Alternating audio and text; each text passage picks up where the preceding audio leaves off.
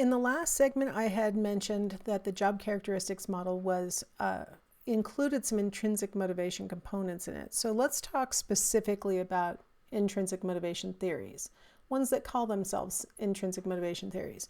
Self-determination theory is a great example of an intrinsic motivation theory. It was originally introduced in, I think, 1985, but DC and Ryan really wrote a book and really expressed what this theory entails in 2000. So according to DC and Ryan, there are 3 human needs, basic needs, and that we vary on these needs. They are inside of us, so they're called intrinsic motivators. They drive us toward certain behaviors and activities. And these 3 basic needs are competence, autonomy, and relatedness. Like I said, individuals vary on these. So how much a person needs to be effective in dealing with the environment, how much they need to control the course of their own lives, and then how much they need to have a close, affectionate relationship with others. Now, you're going to notice that these intrinsic motivations, as outlined in the self-determination theory, sound similar to some of Maslow's hierarchical needs, or the ERG theory, right? Or the 2-factor theory. So some of these have been addressed in the needs theories. DC and Ryan talked about them as intrinsic motivations. So a need is something that pushes you towards an outcome, and a motivation is something that pulls you towards that thing. So all of these are examples of intrinsic motivations according to this model. According to this model, events that enhance feelings of competence will improve our intrinsic motivation. And so when we feel at work as though we're doing well and we're competent and we're effective in dealing in our work environment, it will cause us to want to do more of that same behavior. So competence is one of the intrinsic motivations that DC and Ryan think really have a big impact on work behavior. But of course, there's also a lot to be said for the autonomy motivation, right? That the idea that for some of us, we really want to feel like we're in control, and other times we really want to be able to confer that control over to somebody else, not have to make decisions, not have to be responsible for outcomes, things like that. So, people vary on this, and different kinds of jobs have the ability to meet autonomy needs at different levels, right? Relatedness, again, some jobs really foster connection, teamwork, things like that. And other jobs are very autonomous, where, you don't have close relationships with people at work. And you can imagine that some people will be more satisfied with certain jobs. If they're really high in the need for relatedness, they might want to be in a job where there's a lot of teamwork and collaboration and things like that. If they are really not high on relatedness, if they're the opposite, they might be like, I'd rather just do it by myself. So different jobs might meet the needs of different people, right? Different intrinsic motivations are being satisfied by different kinds of jobs. Now, I put in italics here the overjustification effect, because one of the things that we have to be really careful about is that if a person's need for competence is being boosted falsely, for example, maybe you're getting awarded for things that are very minimal behaviors, and you know that they're minimal, and you're like, this is not worthy of an award, and then you got one anyway. You might feel like that outcome is over justifying your behaviors, and it might actually cause you to do less of the desirable behavior. So you avoid that behavior in the future because you don't want that reward anymore. So it's really important for people who are crafting jobs and trying to make sure that they're meeting the needs of their employees and things like that, that they actually take into consideration what this means, right? The need for competence means that we want to feel like we are, in fact, effective in dealing with our environment. Not that we are being told that we're effective when we're just sort of, right? We don't really find that rewarding.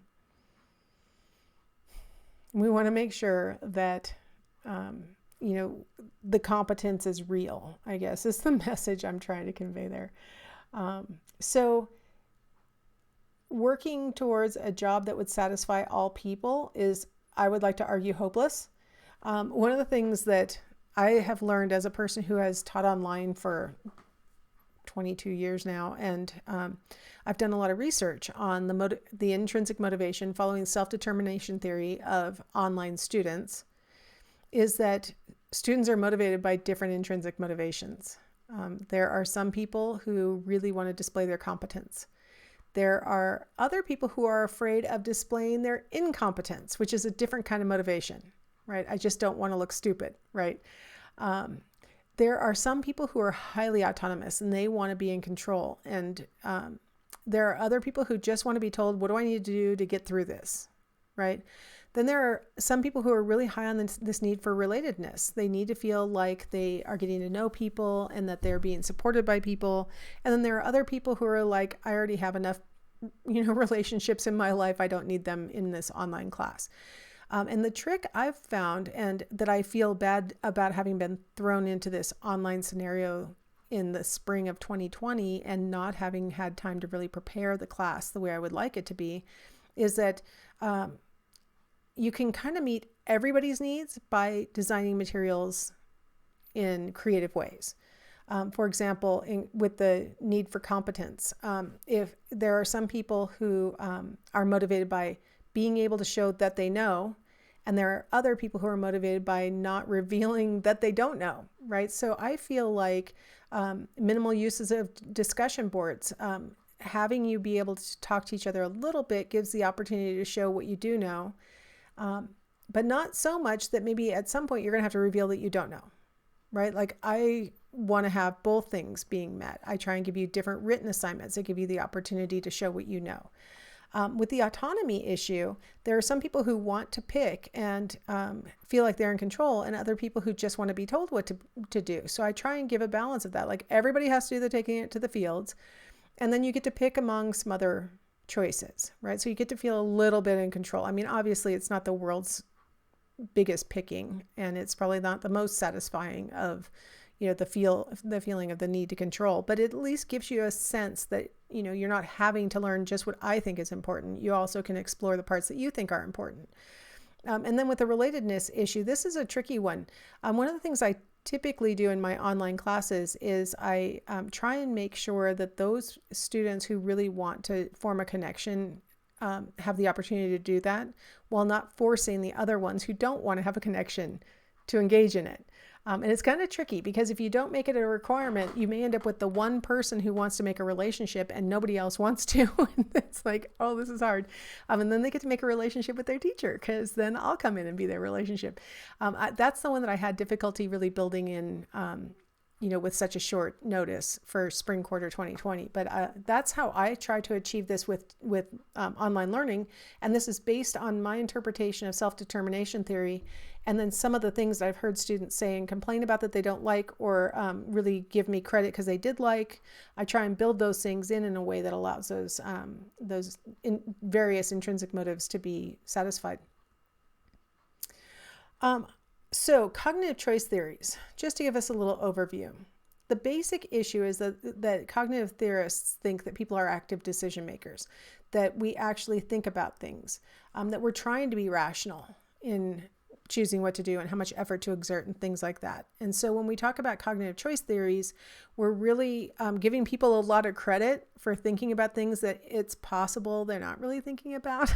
So just keep that as a little bit of a grain of salt. As a cognitive psychologist, I feel fine saying that, we might be overestimating how much people are really thinking about things. In the cognitive choice theories, there are two. There's equity theory and there's expectancy theory. And you might have learned about these if you ever took social psychology. These theories come up in that. So let's talk about them. Equity theory was introduced by Adams, and it suggests that an individual's perception of fairness of their treatment compared to others is really part of their decision making, about how much effort to put in or not, and things like that.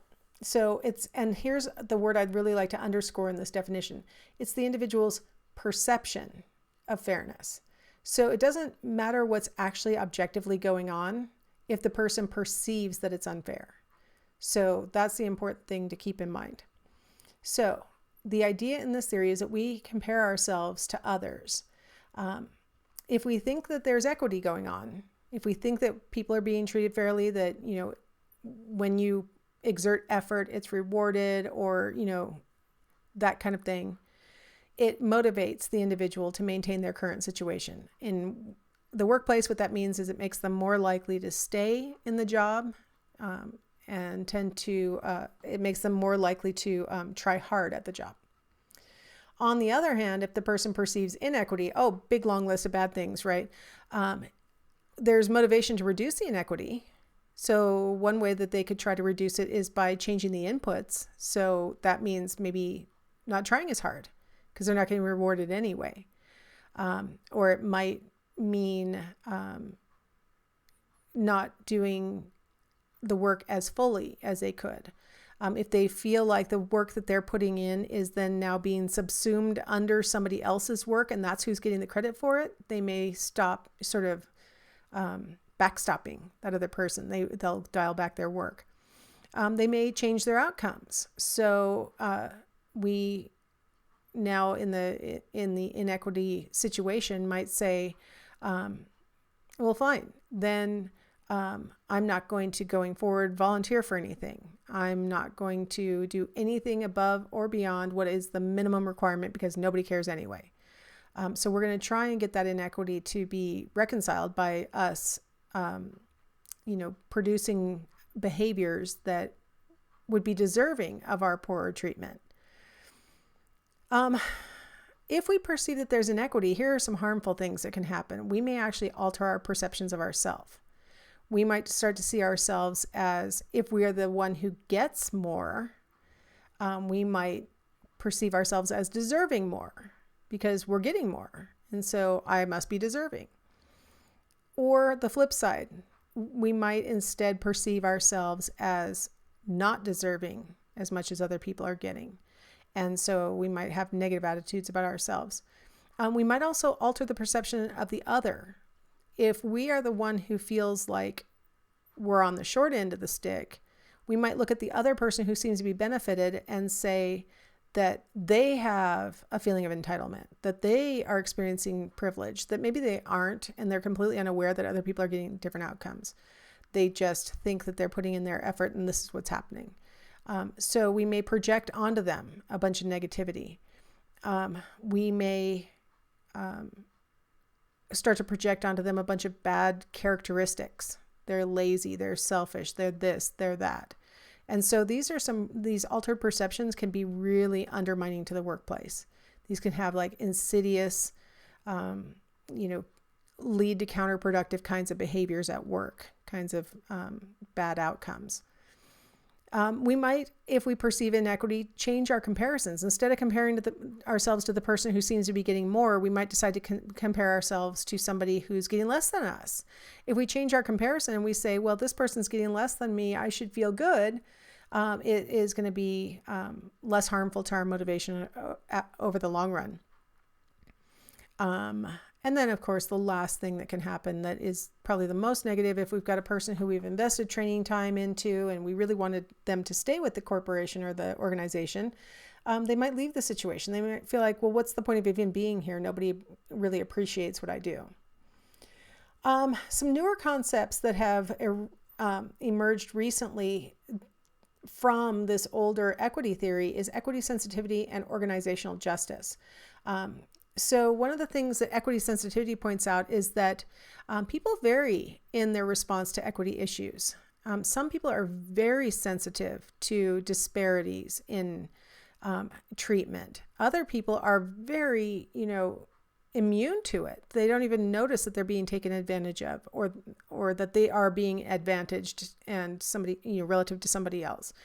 So people vary on that, and it doesn't necessarily mean that the person who doesn't notice it is privileged and so they can't see it, or that they are just so used to not ever getting anything that they just can't see it. It seems to be a personality difference that across lots of different scenarios, people are more or less sensitive to equity disparities. Organizational justice, there are a lot of different subparts of that: distributive justice, procedural justice, interactional justice. In the interactional justice, it's talking about interpersonal interactions. It's talking about informational interactions. So these are all subheadings under this larger subheading, which is all under this biggest subheading called equity theory. So these are new modern terms, new modern issues of research, and they all stem from this basic equity theory issue. Now, expectancy theory, that was originally designed by Vroom. People's behaviors result from conscious choices among alternatives.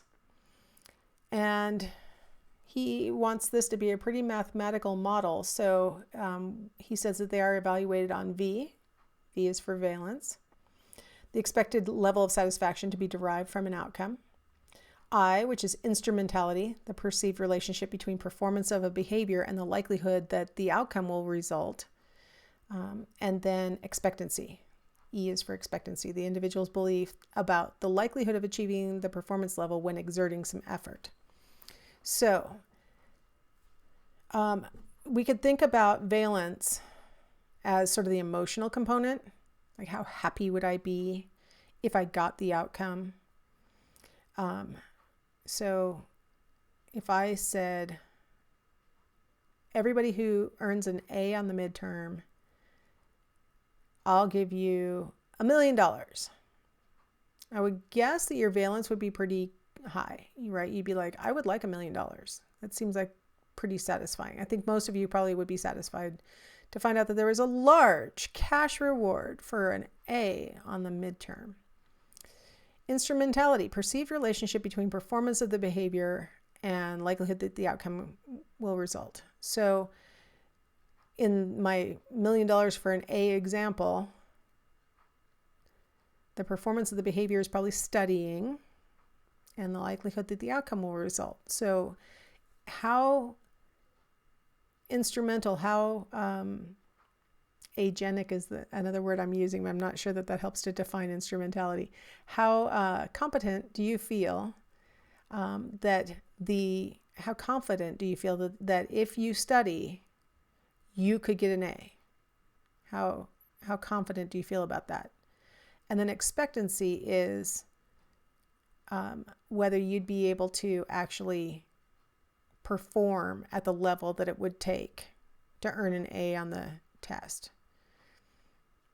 Now, something I would like to throw in there under expectancy is your belief about the likelihood that that outcome would really actually occur, right? So, yes, I would like to get $1 million for earning an A. And I think if I studied hard enough, I could get an A. But what's the likelihood that my teacher has $1 million to give me? I can tell you right now, 0. 0 likelihood. But so it's not just about whether you can perform at a level that it would take, could you exert the effort to achieve the goal, but also whether the outcome is even going to come. And you might have been in situations where you've been at work or at school where some kind of reward has been offered and you're like a little skeptical that it's really going to happen. Maybe the teacher has said before that if everybody gets their stuff put away on time, we're going to get extra recess. And even though everybody got their stuff put away on time, you did not get extra recess. And you're like, okay, I'm starting to learn that sometimes, I want the outcome. It's something I would be very satisfied with. So it's high in valence. I know I can get my stuff put away and I see everybody else scurrying. I know they can get their stuff put away. So the likelihood of the performance of the behavior, yeah, I think we can. But we start to realize my expectancy level is pretty low, where I'm starting to think no matter whether we get our stuff put away, we're not really getting extra recess. So one of the things that Vroom pointed out, because I told you he wanted this to be sort of a math thing, is that motivation is a multiplicative function. That means that if any one of these three things is a 0, it all multiplies out as a 0.